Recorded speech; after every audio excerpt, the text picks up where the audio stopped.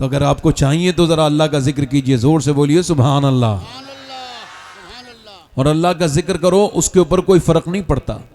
सुभान अल्लाह का मतलब है अल्लाह पाक है, तो उसको किसी के कहने से कोई फ़र्क नहीं पड़ता, वो तो पाक करने वाला है। और जब कोई सो रहीम कहे तब उस पर भी फ़र्क नहीं पड़ता, करीम कहो फ़र्क नहीं पड़ेगा, उसको जब्बार कहो उस पर कोई फ़र्क नहीं पड़ेगा। मगर मेरे हुजूर फरमाते हैं जो कहता है उस पर फ़र्क पड़ता है। अल्लाह को जिस नाम से पुकारोगे उसी की बरकतें तुम्हें अता कर देगा, है ना। हदीस शरीफ में आता है, हदीस कुद्सी है, क़यामत के दिन अल्लाह एक बंदे को बख्शेगा तो वर्ष करेगा, मालिक तूने मुझे क्यों बख्श दिया, हालांकि मुझे याद नहीं आता कभी मैंने तेरा कहना भी माना हो, तो क्यों बख्श दिया मेरे जैसे गुनहगार को। तो अल्लाह फरमाएगा, बंदे तू भूल गया, मगर तेरा रब भूलने से पाक है। तू एक रात सोता था, तुझको शऊर तक नहीं था, तू गहरी नींद में था, मगर तूने करबट लेते लेते कहा था या अल्लाह। अल्लाह फरमाता है मुझे इतना प्यार आया था तेरे ऊपर, मैंने तुझे तभी बख्श दिया था जब तू मेरा नाम ले रहा था। वो नवाजे तो फिर सुभान अल्लाह, वो नवाजने पे आए तो नवाज दे जमाना, वो करीम ही तो ठहरा तो फिर करम का क्या ठिकाना। तो मैं 2-3 शेर पढ़ता हूँ, कारी एजाज साहब तशरीफ रखते हैं माशाल्लाह।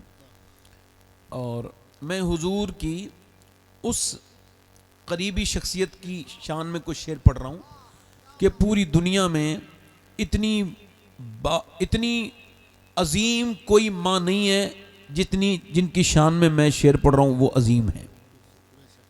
आपको हजरत इब्राहीम अलैहिस्सलाम की अम्मी का नाम पता है? पता है किसी को? मूसा अलैहिस्सलाम की अम्मी का नाम पता हो तो बताइए। इस्माईल अलैहिस्सलाम की अम्मी का नाम कुछ लोगों को पता होगा, मगर जब भी कोई कहता है ना आमना का लाल, फौरन हुजूर की अम्मी का ख्याल आता है कि नहीं आता है? बोलो आता है कि नहीं आता? जल्दी बोलो आता है। क्यों? क्योंकि मेरे नबी दुआ करते थे, या अल्लाह जैसे तूने मुझे मशहूर किया है वैसे मेरी माँ आमना को भी शोहरतें अता फरमा। मैं हुजूर की अम्मी की शान में 2-3 शेर पढ़ता हूं, आप पेश की दोनों हाथ उठा के कह दें या रसूल अल्लाह। जो पीछे बैठे हैं आगे की कुर्सियां भर लें, आगे की कुर्सियां भर लें, मिल के बैठ जाएं, थोड़ा सा हल्की सी कुर्सी आगे ले लें, हल्की सी, ज़्यादा नहीं, बिल्कुल रास्ता बंद न कीजिएगा, थोड़ा सा हल्का सा कुर्सियां, और थोड़ा से मिल के बैठ जाएं। मेरी उम्मीद है जो लोग बाहर हैं इंशाल्लाह वो भी आ जाएंगे थोड़ी देर में। ऐसा होता है कि चेक किया गया कि थोड़ी बारिश में, अब देखें आप ज़रा सी हल्की हल्की बारिश छनी है तो कितने लोग छन के चले गए। अल्लाह ताला इन सबको अक़ल अता फरमाए। मलके दो जहान है मेरे नबी की माँ,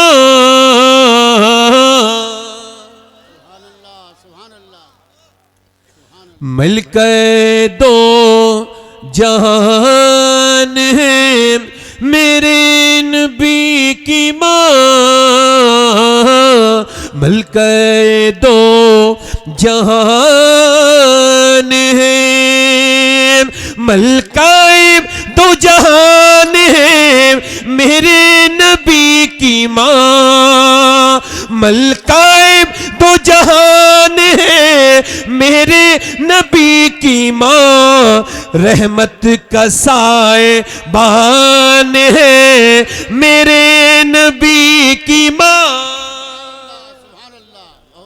रहमत का साए बान है मेरे नबी। आप कह दीजिए माँ, मेरे नबी की माँ, और चच्ची है मुर्तजा की दादी बतूल की। चच्ची किसकी है? मौला अली की। और दादी किसकी है? सैयदा कायनात सैयदा फातिमा ज़हरा की। जरा जोर से बोले सुभान अल्लाह। चच्ची है मुर्तजा की दादी बतूल की, रखती ये खान दान है मेरे नबी की माँ, रखती ये खान दान है। अब देखो बारिश नहीं है, एक शेर और पढ़ता हूं। सब लोग अपनी अम्मी को कहते हैं अम्मी जान, क्या कहते हैं? और जो बच्चों पे जान छिड़के वो माँ जान होती है। वो कौन होती है बोलो? जो बच्चों पे जान छिड़के वो जान है, जो आफत जान बन जाए वो जान नहीं। ये लफ्ज जो दूसरी जगह इस्तेमाल होता है गलत है। वो आफत जान के मुतरादिफ है। असल जान माई होती है। तो सबकी माँ क्या होती है? सबकी, ये शेर समझ लेना, अल्लाह करे तो समझ में आ जाए, मैं समझाऊंगा नहीं, शेर हल्का हो जाएगा वरना। सबकी माँ सबकी क्या होती है? बोलो। अब शेर समाप्त करें।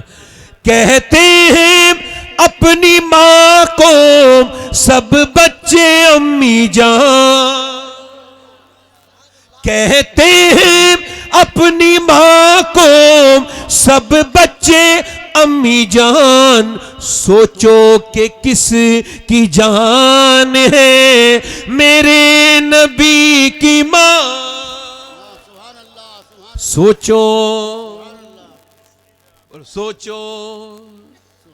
मैंने बड़ी बड़ी जगहों पे हाजिरियां की हैं, इराक में बड़े बड़े बुजुर्गों की बारगाह में, मगर आज तक इतना लुत्फ मुझे नहीं आया, कभी काबे में भी नहीं आया, जितना हुजूर की अम्मी की कब्र पे आया। मैं जब वो गया था, रमज़ान का महीना था, 27वीं शब थी गालिबन, और वो सहरी के वक्त में हम पहुंचे थे। हुजूर की अम्मी की कब्र को देख के मैंने ये बात कही थी कि यार ये वही लेटी है जिसकी कब्र पे एक तो चिराग नहीं जला, एक तो बल्ब नहीं लगा, मगर इसके बेटे ने पूरी कायनात में उजाले कर दिए हैं। कभी आपको भी कुछ मांगना हो तो मैं जिक्र कर रहा हूँ, कुछ मांग लीजिएगा। सैयदा आमना के जिक्र के वक्त अल्लाह मुरादें पूरी करता है। सैयदा आमना, सुभान अल्लाह। आखिरी शेर पढ़ता हूँ। कुछ लोग कहते हैं हम हुजूर का कलमा पढ़ते हैं और कहते हैं हुजूर की अम्मी मुसलमान नहीं थी। सब कहिए माज़ अल्लाह। वो कहते हैं हुजूर की अम्मी मुसलमान नहीं थी, और हम आला हजरत वाले क्या कहते हैं, सुने। जुल्फों से लेके पाँव के नाखून की नोक तक, जुल्फों से लेके पाँव के नाखून की नोक तक, ईमान ही ईमान है मेरे नबी की माँ। ईमान ही। बैठे हम, मैं अपनी तकरीर शुरू कर रहा हूँ। ईको कम करें भाई, बस ईको कम कर दें, बड़ी मेहरबानी। तकरीर शुरू कर रहा हूँ। तकरीर का उन्वान बहुत ज़्यादा कोई सोचा नहीं था, मौला अली का नाम सुना तो मैंने सोचा चलो आज इस सिलसिले में गुफ्तगू कर लेते हैं कि डॉक्टर इकबाल कहता है कि लोग मुझसे आके कहते हैं कि हुसैन इब्ने अली ने करबला के मैदान में हक अदा कर दिया। क्या कहते हैं? हुसैन इब्ने अली ने करबला में कुरान पढ़कर नेज़े पर हक अदा कर दिया।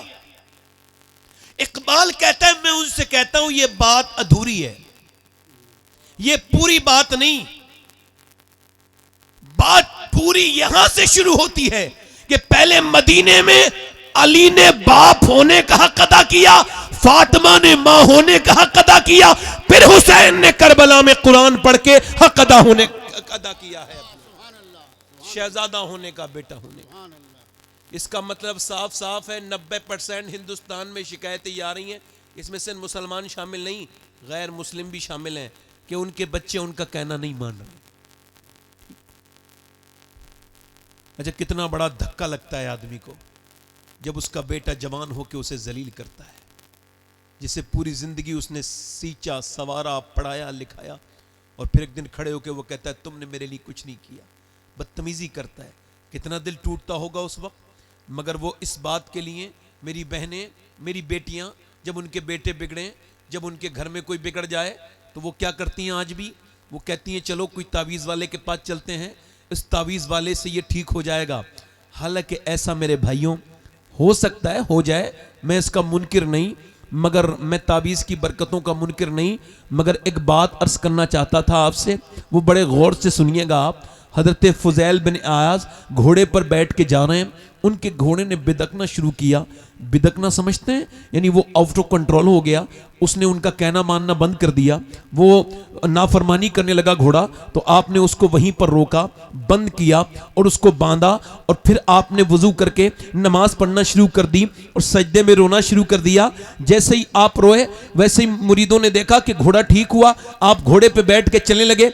आपके साथियों ने पूछा हुजूर ये घोड़ा परेशान कर रहा था, तो नमाज की हिकमत समझ नहीं आई, फरमाने लगे जब घोड़े ने मेरी कहना मानना बंद किया तो मुझे हुजूर की अपने आका की हदीस याद आ गई। हुजूर फरमाते हैं जब तुम अपने मालिक का कहना नहीं मानोगे तो जो तुम्हारे नीचे हैं वो तुम्हारा कहना नहीं मानेंगे। मैं समझ गया कि अल्लाह मुझसे नाराज हो गया है, तो मेरा घोड़ा भी मेरा कहना नहीं मान रहा है। फिर मैंने सोचा घोड़े को क्या मनाना है, मनाऊं तो पहले अपने रब को मना लूंगा, रब मान जाएगा तो फिर किसी को मनाने की जरूरत नहीं पड़ेगी। तो मैं फिर अपने रब के सामने झुक गया और मैंने कहा मेरे मालिक ऐसी कौन सी खता हो गई जो मेरा घोड़ा मेरा कहना नहीं मान रहा है। इसका मतलब साफ साफ है, जब औलाद कहना ना माने, जब बीबी कहना ना माने तो झगड़ा करने की जरूरत नहीं, फिर उसके बाद तावीज़ात वाले के पास जाने की जरूरत नहीं। फिर आप मस्जिद में जाइए, अल्लाह के सामने सजदा कीजिए और उससे कहिए मालिक कौन सी ऐसी खता हो गई है जो मेरी बच्चे मेरी बीबी मेरा कहना नहीं मान रहे हैं। मेरा ईमान इस बात को कहता है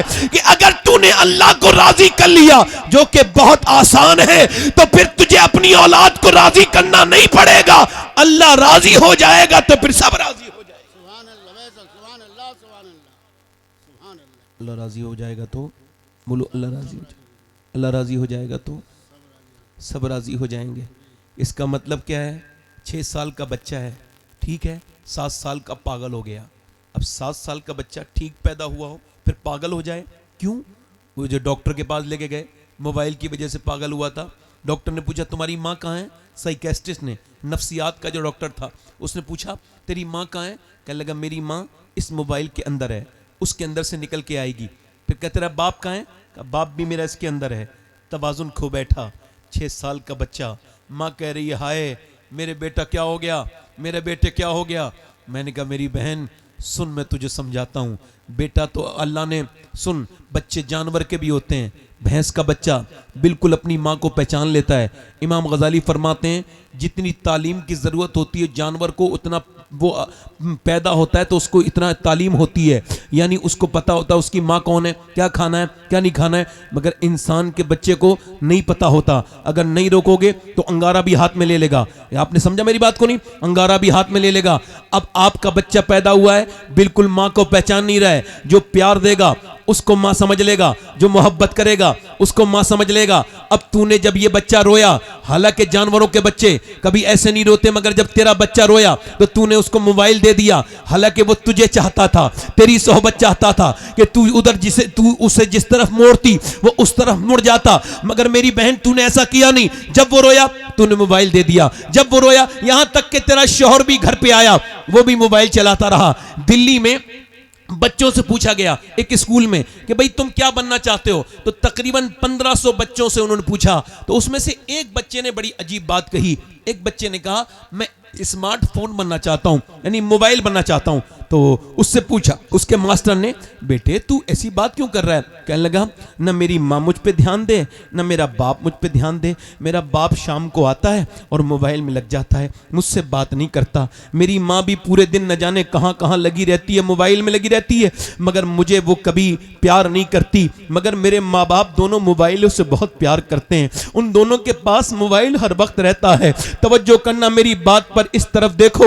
मोबाइल का कैसे आदत पड़ी मालूम है बच्चे को? जब बच्चा रोया तो खाला ने भी मोबाइल दिया, जब बच्चा रोया माँ ने भी मोबाइल दिया, जब बच्चा रोया बेटे ने भी मोबाइल दिया। वो कहने लगा, मैं रो के कहने लगा मैं जब मोबाइल बन जाऊंगा तो कम से कम मेरा बाप मुझसे मोहब्बत तो करने लगेगा, वो मुझसे मोहब्बत नहीं करता। ये मोबाइलों पे गेम खेलने वाले को, यूट्यूब देखने वालों को क्या पता कि जब बच्चा सीने पे आके खेलता है बाप के, तो सीने को कितनी तसल्ली होती है। उसको क्या पता कि जब बच्चा आता है, कितना भी थकावा बाप घर में आए और जब बच्चों को देखता है तो उसका दिल ठंडा हो जाता है। मगर वो बच्चों पर अब ध्यान नहीं दिया, बच्चा हो गया पागल, माँ बाप दोनों रो रहे। उनका जवाब यही है, तुमने इसको मोबाइल के हवाले किया, मोबाइल के हवाले हो गया। अगर तुमने इसको अल्लाह उसके रसूल के हवाले किया होता तो ये बच्चा अल्लाह रसूल के हवाले हो जाता। ये बच्चा अल्लाह और रसूल के हवाले हो जाता, मगर ऐसा किया नहीं। जुल्म कर दिया अपने बच्चों पर। इधर देखो, तवज्जो करना, गौर करना मेरी बात पर। अच्छे नंबरों से बच्चे पास हुए लाहौर में, बड़े ज़माने पहले की बात है। तो डॉक्टरों ने, जो उनके असातिज़ा थे, उन्होंने कहा क्या बनना चाहते हो? एक ने कहा मैं बनना चाहता हूँ साइकेस्ट्रिक, एक ने कहा मैं बनना चाहता हूँ फौज में जाना चाहता हूं, एक ने कहा डॉक्टर, एक ने कुछ। एक बच्चा बड़ा खूबसूरत खड़ा था, सबसे अच्छे नंबर भी उसी के आए थे। पूछा तुम क्या बनना चाहते हो? बोला ही नहीं। बोलो ना, तो रोने लगा। कहा बेटे रो मत, मैं तुम्हें पढ़ाऊंगा, तुम गरीब बाप की औलाद हो मुझे पता है, मगर तुम अपना दिल थोड़ा ना करो, बोलो बनना क्या चाहते हो? बोला आप बना देंगे। कहाँ? कहा मैं सिहाबी रसूल बनना चाहता हूँ, आप बना देंगे? तो मास्टर बोला बेटे सिहाबी तो मैं नहीं बना सकता, तुझे पता है सिहाबी किसे कहते हैं? कहा मेरी माँ रोज मुझे बातें सुनाती है अबू बकर सिद्दीक की, कि कैसे अबू बकर ने अपना सारा कारोबार हुजूर पे कुर्बान कर दिया, कैसे अबू बकर ने हुजूर को अपने कांधों पे बिठाल के गारे सौर चढ़ाया। मेरी माँ बताती है कि कैसे बिलाल हफ्शी के सीने पे पत्थर रखे जाते थे। मेरी माँ बताती है कैसे सलमान फारसी दर दर की ठोकरें पाके मदीने पहुंचाता और हुजूर को पाया था। मेरी माँ ये भी कहती है मास्टर साहब कि सिहाबी वो होता है जिससे हुजूर बहुत प्यार करते हैं। बच्चा बोला मुझे ऐसी बना दो जिससे मुस्तफा प्यार करने लगे। मास्टर ने बच्चे को चूमा और कहा बेटे सिहाबी तो नहीं बनेगा मगर आदमी बहुत बड़ा बनेगा। वो बच्चा जब बड़ा हुआ उसका नाम डॉक्टर मोहम्मद इकबाल था। उसी ने कहा था कि मोहम्मद से वफा तूने तो हम तेरे हैं, ये जहां चीज है क्या लोहो कलम तेरे। सुभान अल्लाह, माशाअल्लाह, माशाअल्लाह, या रसूल अल्लाह, या रसूल अल्लाह, जिंदाबाद, इधर देखो, जिंदाबाद, जिंदाबाद, जिंदाबाद, अल्लाह अकबर। जब रक्स की महफिलें, जब घरों में नाच गाने की टीवी चल रही हो तो फिर कौम को टीवी होगी, ईमान तो नहीं मिलेगा ना उसे। वो मैं बहुत सी, ये बताओ कौन कौन सी बात पे बात करूं मगर फिर भी करता हूं। एक औरत अपने आदमी को लेकर सीवान के बाजार में घूम रही है, बच्चा उसकी गोद में बेचारे के, मजलूम है। आगे औरत चल रही है, पीछे ये चल रहा है। चलते चलते ये शाम हो गई, इसकी खरीदारी खत्म हुई, घर आई। पड़ोसन ने कहा सुन, तेरा आदमी कभी अपनी माँ के साथ बाजार नहीं गया ना अपनी बहन के साथ गया, मगर तेरे साथ जाता है। कहा तुम मुझे ताने दे रही हो? कहा नहीं ताने नहीं दे रही हूँ। कहा नाराज मत हो, मेरी बात सुन ले पूरी। तेरा आदमी तेरी बात मानता है, मैं ये कहना चाहती हूँ जो बाजार जा सकता है अगर तू चाहे तो वो मस्जिद भी जा सकता है। जल्दी तो बोलो जरा, वो मस्जिद भी जा सकता है। गैर मुनक़सिम हिंदुस्तान में एक चौधरी थे बड़े मालदार, उनका नाम था बाज़ैद, ये पंजाब इलाके में। बीवियां थी उनकी 2, नौकर थे 100। मतलब बहुत जमाने का, उस जमाने का मालदार इंसान चौधरी था। उसने तीसरी शादी कर ली, तीसरी बीवी ठीक मिल गई। कभी कभी बीवी ठीक भी मिल जाती है, इसको तीसरी ठीक मिली। जब तीसरी ठीक मिली, ये क्यों कह रहा हूं, वो नमाजी थी, ठीक नहीं थी, अच्छी थी, बेहतर थी, शानदार थी, बाबरकत जन्नती औरत थी। उसने अपने आदमी को देखा नमाज नहीं पढ़ता, इसका बैकग्राउंड पूरा नमाजी, इसके भाई सारे नमाजी, इसका बाप नमाजी, इसका पूरा घर नमाजी, ये सारे बेनमाजी। अब इसने सोचा कि इनको नमाजी कैसे बनाना चाहिए। उसने कोई ताने नहीं दिए कि तुम नमाज नहीं पढ़ती। जैसे को कुछ औरतें पढ़ी लिखी आ जाए ना तो पूरी जिंदगी इसी बात का झगड़ा करती हैं कि तुम जाहिल हो, मैं पढ़ी लिखी हूं। ले, ये कौन सी बात, तेरे इल्म ने तुझे जलील कर दिया। अगर तू पढ़ी लिखी थी तो औरों को भी पढ़ा देती, इल्म बांटने से और बढ़ जाता। तू ताने देती रही, ताने नहीं दिए उसने तरकीब लगाई, हिकमत से काम लिया। और हिकमत तो मुसलमान का, मोमिन का हथियार है। उसने सोचा कैसे इनको बजाना चाहिए, नमाजी कैसे बनाऊं। उसने पहले चौधरी से शुरुआत की। उसने देखा कि नौकर उसको दूध लेके जाता है, 2 बीवियों के बावजूद नौकर दूध लेके जाता है। वो गई और नौकर से बोली तुम दूध लेके नहीं जाओगे, मैं लेके जाऊंगी। उसने कहा ठीक है। अब नौकर की हैसियत ही कितनी है, वो हट गया। इसने दूध को थोड़ा सा स्पेशल बनाया, बादाम बादाम डाल के सुर्ख बनाया और पहुंच गई। कह लीजिए हुजूर दूध पीजिए। उसने दूध देखा, कहने लगा तुम क्यों लेके आई, मेरी तो पहले भी 2 बीबियां हैं, वो कभी नहीं लेके आई, मेरा नौकर मेरी खिदमत करते हैं, आप क्यों लेके आई। कहने लगी हुजूर मेरे नबी का फरमान है कि अगर मैं मखलूक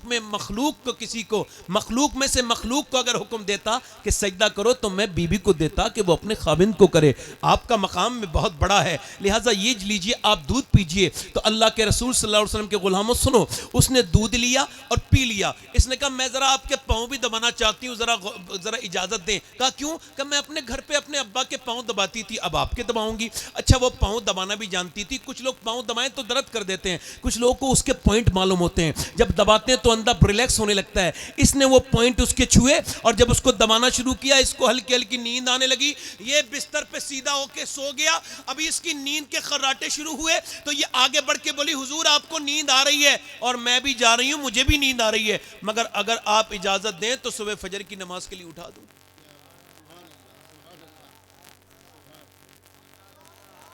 क्या बेहतरीन तरकीब है कि पहले बटन लगाया है, पहले मोहब्बत से। तो एक तो चौधरी था वो, दूसरा मर्द था, तीसरा मालदार भी था। तीन अलामात तकब्बुर की उसके अंदर। का तू मुझे समझाएगी बागिया से बेइज्जती कर दी हमारी और आपकी जबान में। अच्छा, आपकी ये बात कब समझ में आएगी? जो गाली बकता है वो बेइज्जत है, या जो गाली सुनता है वो बेइज्जत है? इज्जत वाला कौन है? जो गाली सुन ले वो, या जो गाली दे दे वो? बेइज्जती किसकी हुई? जिसने गाली सुनी उसकी हुई, या जिसने गाली दी उसकी हुई? और हमारे यहां क्या होता है? फला ने फला की बेइज्जती कर दी। अरे जो पिट के कुछ ना बोला वो इज्जत वाला है, जो सब्र कर गया या जो साथ में गाली देता रहा वो इज्जत वाला है। जब कोई मुझे बदतमीजी करता है तो मैं जवाब नहीं देता उसका, अपनी बात कर रहा हूं। मैं कहता हूं ये तुझे अपने म्यार पे लाना चाहता है, शबात हुसैन नहीं, तूने इसके म्यार पे नहीं आना है। ये गाली दे रहा है, तूने नहीं देनी है। कुत्ता काटे तो बदले में उसके काटा नहीं जाता, खामोश रहने का काम है, बोलना नहीं है। ये तुझे अपने म्यार, अपने स्टेटस में लाना चाहता है। हम ये बात जानते हैं, एक गाली देने वाले को अल्लाह ने जिल्लतें दी, गाली बकने वाले को अल्लाह ने जलील कर दिया, और गाली सुनने वालों को अल्लाह ने इज्जतें दी। हम तो इसके मानने वाले हैं कि जिस अबू जहल ने गाली दी अल्लाह ने उसे इज्जतें नहीं दी, जिस अबू बकर ने गाली सुन के दुआएं दी अल्लाह ने उसको इज्जतें दी। बदतमीजी करने वाला तो बदतमीज है। ये उल्टी बात है, मेरी इज्जत इतनी हल्की है कोई भी तो खत्म कर देगा। नहीं भाई, मेरी इज्जत ऐसी तो नहीं कि कोई भी मेरी इज्जत खराब कर दे। अब तवज्जो करें मेरी बात पर। वो औरत दूसरे दिन भी आई, वो लड़की, उसने कोई रास्ता नहीं बदला, वो नाउम्मीद नहीं हुई। और सुन लो, जो अच्छे मुबल्लिग और अच्छी मुबल्लिगा होती है वो कभी नाउम्मीद, वो जाते रहते हैं। वो गई, फिर दूसरे दिन गई, चौधरी से कहा लीजिए दूध। उसने कहा फिर तुम आ गई, फिर तुम नमाज के लिए कहोगी? कहा चौधरी साहब छोड़ो ना, वो बात बाद में देखते हैं, फिलहाल मेरा हक तो न छीने मुझसे, मैं आपकी खादिमा हूँ, बीबी हूँ, लीजिए। इतनी प्यार से उसने दूध दिया, उसने पी लिया और फिर बोली पाँव दबा दूं। अच्छा, इसको भी कल वाले पाँव का याद आया, अच्छे दबाए थे, फिर दबाने लगा, दबाती रही। चौधरी को फिर नींद आने लगी। ये बोली हुजूर आपको फिर नींद आ रही है और मैं जा रही हूँ। और देखें, अगर गुस्सा ना करें, बुरा ना माने, तो चौधरी साहब सुबह को फजर में उठा दूं। लफ्ज़ पूरे नहीं हुए थे, इतनी ज़ोर से मारा, उसकी पट्टी में, पाए में चारपाई के मुंह लगा, मुंह फट गया। उस लड़की का मुंह से खून के कतरे नीचे गिरने लगे। मगर न जाने कितनी नेक बाप की औलाद थी, झुकी, अपना बर्तन उठाया, एक लफ्ज़ भी नहीं कहा। न जाने कैसी माँ होगी जिसने ऐसी बेटी की तरबियत की होगी। न जाने कितनी शरीफ औरत थी वो, कितनी शराफत वाली थी। एक लफ्ज़ ये भी नहीं कह के गई मैं तो तुझे नमाजी बनाना चाहती हूँ और तू मेरे साथ जुल्म कर रहा है। फिर मगर आती रही, जाती रही, आती रही, जाती रही। 1-1.5 हफ्ते के बाद चौधरी बोला मैं तुझको गाली बकता हूँ, तुझको मारता हूँ, तो चौधरी की बेटी ये जलील होने आती है, आखिर ये बता कि क्यों आती है, क्या बात है? कहने लगी चौधरी मैं नमक हराम नहीं हूँ, नमक हलाल हूँ। का क्या मतलब? का तेरा नमक खाती हूँ, तू जहन्नम में जाएगा तो कैसे बर्दाश्त करूंगी? चौधरी बात यह है कि जो बेनमाजी होके मरेगा उसको इतनी प्यास लगेगी क़यामत के उस मरते वक्त कि सातों समंदर का पानी पी ले तो उसकी प्यास तो नहीं बुझेगी। और जो बेनमाजी होगा क़यामत के दिन फ़िरौन के साथ, नमरूद के साथ खड़ा होगा। अब अपने शोहर को मैं नमरूद और फ़िरौन के साथ देखूं क़यामत के दिन, और अगर तुम बेनमाजी तो चौधरी मेरी आने वाली नस्लें भी बेनमाजी। मैं कैसे बर्दाश्त करूंगी कि मेरे बच्चे बेनमाजी होकर जहन्नम में चले जाएं, बाप का असर पड़ जाए। बस इसी लिए आती हूँ, तेरी गालियाँ खाती हूँ, मुझे और कोई लालच नहीं चौधरी, और कोई लालच नहीं। अल्लाह अकबर। चौधरी का दिल पसीज गया, दिल में आंखों में आंसू आए। बोला सुबह को तू मुझे नहीं उठाना चौधरान, मैं तुझको उठा दूंगा, तो आपको मैं उठाऊंगा। सुबह को आदमी ने अपनी बीबी को उठा दिया, दोनों उठ गए सुबह सुबह। अच्छा, जब फजर की नमाज में सजदा करने औरत गई तो सजदे तो वो और भी करती थी, मगर आज के सजदे में उसने जरा दिल लगाया। मेरी बहनें सुने, मेरी बेटियां सुने, उसने दिल लगा के कहा, मेरे मालिक मैं कितनी पिटी हूं, कितनी पिटी गई हूं, कितनी तकलीफें मैंने उठाई हैं, तब इसे यहां तक लाई हूं। मेरे मालिक यहां तक लाना ही मेरा काम था। मैं तो कमजोर औरत हूं, दिलों का बदलने वाला रहीम है, इसका दिल बदल दे, इसके दिल को बदल देना मालिक। ऐसी फूट फूट के रोई वो, ऐसे उसके आंसू निकले कि मेरे रब की रहमतें जोश में आ गईं। अल्लाह बड़ा करीम है। उस चौधरी का दिल ऐसा बदला, फिर तहज्जुद की नमाज भी नहीं छोड़ता था।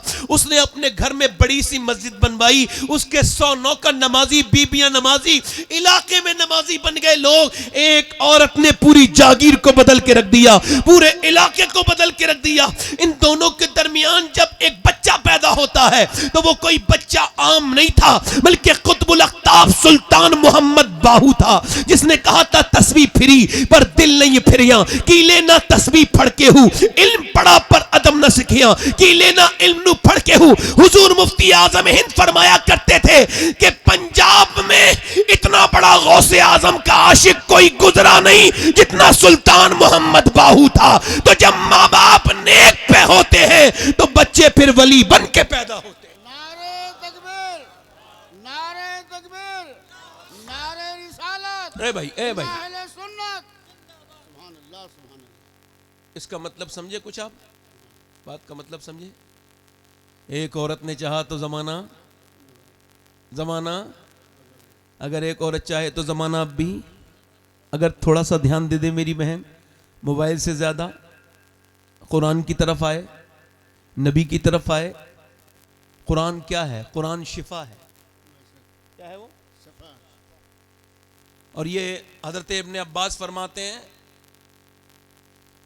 कि ये कुरान सिर्फ बदन की बीमारियों की शिफा नहीं, ये रूहानी बीमारियों की भी शिफा है। बेशक, सुभान अल्लाह, सुभान अल्लाह। हाथ में लेके एक आदमी कुरान, हाथ में तलवार चल रहा है और उसको कह रहा है कि मैं इस्लाम को खत्म कर दूंगा। तवज्जो है? दिल लग रहा है आप लोगों को? नहीं दिल लग रहा है कि नहीं? और बोलूं थोड़ी देर या खत्म कर दूं? बोलो, ना बोलिए, किन लोगों का दिल लग रहा है?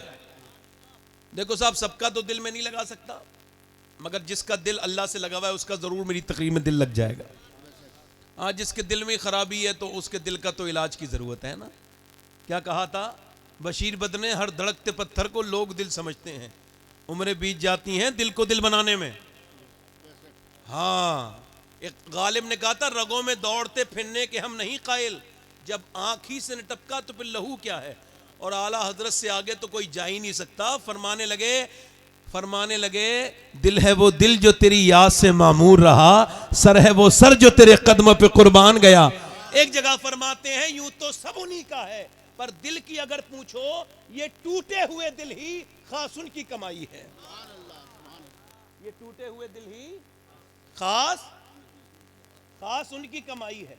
और तवज्जो करो, जरा गौर करो, एक आदमी हाथ में तलवार लेके मक्के में चल रहा है, जवान है, 24-25 साल की उम्र, और बेहतरीन जवान, मगर ये उस वक्त उस हाल में कह रहा है इस्लाम को खत्म करने चला हूं, मिटा दूंगा इस्लाम को। किसी ने पड़ोस में आके कहा छुकोड़ो, ठहरो तो, रुक जाओ, कहां जा रहे हो, सबर करो, कहां जा रहे हो? कहने लगे इस्लाम को खत्म करने जा रहा हूं। कहा इस्लाम को बाद में खत्म करना, इस्लाम तुम्हारे घर में घुस गया। इसका मतलब यह है जो इस्लाम को खत्म करना चाहता है, इस्लाम उसी के घर में घुस जाता है। जल्दी तो बोलो यार, जरा बोलो तो सही तरह। कहने लगे सुनो उमर, तुम्हारी बहन फातिमा ईमान ले आई। उमर बोले अच्छा। उन्होंने अपना रुख बदला और फिर चले गए बहन के दरवाजे पे, तो अंदर से कुरान की आवाज आ रही थी। अमन ने आवाज दी, कुरान बंद कर दिया, पढ़ने वालों ने कुरान बंद करके छुपा के रख दिया। बहनोई बाहर आए, आकर के बहनोई जब बाहर आए तो हजरत उमर फारूक आजम ने दरवाजे पे दस्तक दी। उसने दरवाजा खोला, कहने लगे क्या तुम ईमान ले आए हो? कहा कि मुसलमान हो गए हो? हाँ। एक जोर से घूंसा मारा, जमीन पे गिर गया बहनोई, फिर एक घूसा नहीं, 1 2 3 4 5 6 घूसे पे घूसे इतने मारे कि उनके बहनोई बिल्कुल जो है वो निढाल हो गए। और जब वो बार बार निढाल हो गए तो बहन आके बोली, क्या मैं तेरी सगी बहन नहीं हूं? क्या तू मेरा भाई नहीं है? क्या ये बता, क्या तू मुझे जान से मारेगा, मुझे बेवा करेगा अपने बहनोई को जान से मार के? बहनोई को छोड़ा, जन्नाटेदार हाथ बहन के मुंह पे मारा। एक तो उमर बड़े ताकतवर, फिर बहन औरत, मारा मुंह पे थप्पड़, एक मुंह से खून की कुल्ली बाहर को निकली, दूसरा थप्पड़ मारा, खून बाहर को निकला। मारते मारते बहनोई बहन को गिराते रहे, और जब देखा बहन उठ नहीं पा रही है, इतनी मार दिया, इतना निढाल कर दिया, मारते मारते मुंह में से खून की कुल्ली करने लगी। बोले बता इस्लाम छोड़ेगी? गिरी भी थी, शेरनी की तरह उठी और बोली, सुन उमर, तू जिस कत्ताब का बेटा है मैं उस कत्ताब की बेटी हूं। तूने जिस मां का दूध पिया है मैंने भी उसी मां का दूध पिया है। मैं जान तो दे सकती हूं मगर अपना ईमान नहीं दे सकती। नारे तकबीर, सुभान अल्लाह, सुभान अल्लाह। ये इतनी हिम्मत कहां से आ गई? कहने लगी अल्लाह के कलाम से, कुरान पढ़ने से। जोर से तो बोलो जरा यार, क्या करने से? बोलो कुरान पढ़ने, जल्दी बोलो, क्या करने से? कुरान शरीफ पढ़ने। कहने लगे मैं भी पढ़ना चाहता हूं। का तू उमर अभी नापाक है, पाक होना पड़ेगा। उमर की बहन पानी लेकर के आ रही है, पानी भी डाल रही है, मगर पानी डालते डालते वो भी वही बात कर रही है, ऐ मेरे मालिक, मेरे मुझे कितनी बुरी तरह से इसने मारा है, निढाल कर दिया है। तू बेहतरीन कदरदान है मेरे रब, मेरे भाई के दिल को बदल दे। बहन ने जब रो रो के कुरान सुनाया, भाई का दिल बिल्कुल बदला। हुजूर की बारगाह में पहुंचे। मियां जब तक कुरान नहीं सुनाता उमर बिन खत्ताब थे, और जब कुरान सुना तो फारूक आजम बन गए। इकबाल कहता है फातिमा जब भी कुरान पढ़ा अल्लाह ने बरकत अता की। तुझको कुरान पढ़ना पड़ेगा, क्योंकि जब मक्के की फातिमा बिनते खत्ताब ने कुरान पढ़ा तो उसके भाई उमर ने पूरी दुनिया को कुरान का मतलब समझा दिया।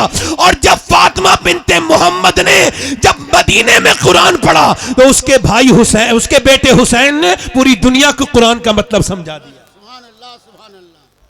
कुरान तो पढ़ना अल्लाह, पड़ेगा। सुभान अल्लाह। कुरान तो, जल्दी बोलो, कुरान तो। दिल लगा आप लोगों का? नहीं लग रहा है? हल्की हल्की फिर आजमाइश के लिए बारिश हो रही है, उठ के तो नहीं जाएंगे?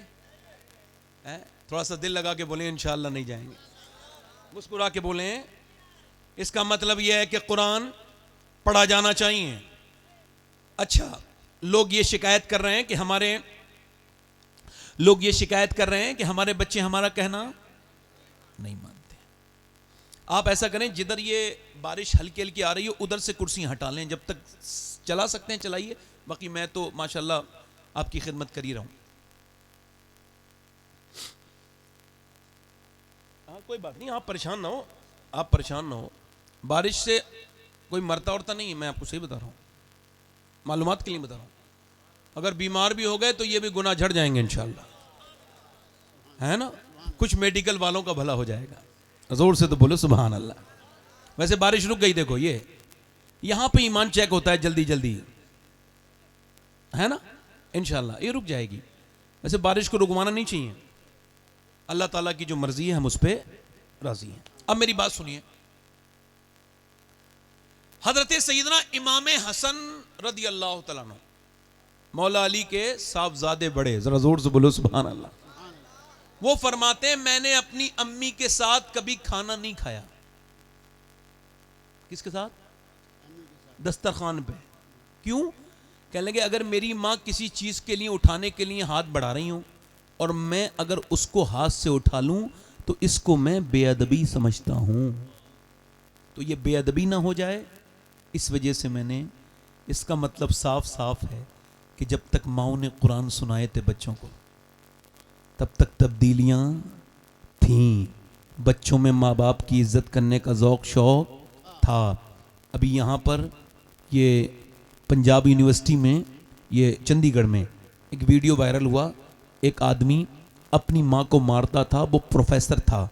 अच्छा, वो वीडियो उनको सबूत चाहिए ना, तो पुलिस ने उसको खुफिया रिकॉर्डिंग करवाई उनके घर के बाहर, दूर से कैमरा जूम करके, तो ये अपनी माँ को कमरे में मारता हुआ नजर आया। 80 साल की बूढ़ी बेचारी पिट पिट के गिर जाती थी। ये दोनों मियाँ बीवी मारते थे। ये एक यूनिवर्सिटी में प्रोफेसर है, इसकी बीबी लेक्चरर है, दोनों बड़े पद पर हैं यूनिवर्सिटी में। अब कोई ये नहीं कह सकता कि वो जाहिल थे, पढ़े लिखे नहीं थे। बोलो, कोई कह सकता है कि पढ़े लिखे नहीं थे? आप में से बताइए, कोई कह सकता है पढ़े लिखे नहीं थे? कोई नहीं कह सकता। मगर एक बात याद रखना कि ये यहां फिजिक्स भी पढ़ाते थे, केमिस्ट्री भी पढ़ाते थे, जाहिल नहीं थे। मगर ये बात अब सामने जाहिर हो गई और इसमें कोई कलाम करने की जरूरत नहीं है कि दुनिया की सारी यूनिवर्सिटियां फिजिक्स, केमिस्ट्री और मियां बायोलॉजी, मैथमेटिक्स पढ़ाती है, मगर कोई भी यूनिवर्सिटी मां बाप का एहतराम नहीं पढ़ाती। मां बाप का एहतराम सिर्फ मेरे नबी का दीन पढ़ाता है। मेरे नबी का दीन पढ़ाता है, यानी मदरसा पढ़ाता है? इसी वजह से कोई मौलाना अपने माँ बाप का गुस्ताख। मगर फिर भी लोगों से गुजारिश है कि अपने माँ बाप की कदर करें, मोहब्बत करें माँ बाप से, प्यार करें माँ बाप से, इज्जत करें माँ बाप की। और माँ बाप, मेरे नबी पाक सल्लल्लाहु अलैहि वसल्लम से पूछा गया, या रसूल अल्लाह, क़यामत कब आएगी? तो हुजूर ने फरमाया, जब लोग अपने माँ बाप की बेइज्जती करना शुरू कर देंगे, उनके साथ बुरा सलूक करना शुरू कर देंगे, तो क़यामत आ जाएगी। अल्लाह हू अकबर। यानी जब अपने माँ बाप को लोग जवाब देने लगेंगे। अच्छा, आपको डर तो नहीं है बारिश से? कहो तो खत्म कर दूं तकरीर। आप ज्यादा तकलीफ में ना आए। अल्लाह का शुक्र है, अभी हल्के हल्के हो रही है बारिश, जोर से नहीं हो रही है, अल्हम्दुलिल्लाह। बार बार आप परेशान ना हो, मैं आपसे अर्ज कर रहा हूं, ये अभी दिल लगाओगे तो ज्यादा दिल लगेगा। हाँ यार, करबला में तो बिल्कुल बारिश नहीं हुई, तो वहां वो इम्तिहान था, और यहां हो रही है तो गुलाम हुसैन का इम्तिहान हो रहा है। बारिश का वहां ना होना इम्तिहान था, यहां होना इम्तिहान है। थोड़ी देर बैठे, थोड़ा मैं वक्त दे दें। अर्ज करता हूं आपसे, शाह अहमद नूरानी एक अहले सुन्नत के बड़े आलिम दीन गुजरे हैं, रहमतुल्लाह अलैह। दुआ कीजिए अल्लाह ताला उनकी मग़फ़िरत फरमाए, उनके दर्जात को बुलंद करे। हमारे यहाँ तो मामलात ऐसे हैं, अब कोई पीर साहब इंतकाल कर जाए तो उनकी मग़फ़िरत की हमने दुआई होती नहीं देखी। हाँ, अगर दुआ कर दो तो लोग बुरा मान जाते हैं, क्या भाई आपको क्या लगता है हमारे पीर साहब बख्शे नहीं गए? तो दुआ करने में क्या जा रहा है यार? हो सके तो दर्जात बुलंद हो जाएंगे, बख्शे गए होंगे, है ना? समझ आ रही नहीं आ रही आपके? मगर मैं कभी मर जाऊं, भाई मेरी तो सब लोगों से गुजारिश है कि जीते जी मेरी मग़फ़िरत की दुआ करो, मैं मर जाऊं तो फिर दुआ करो। आइए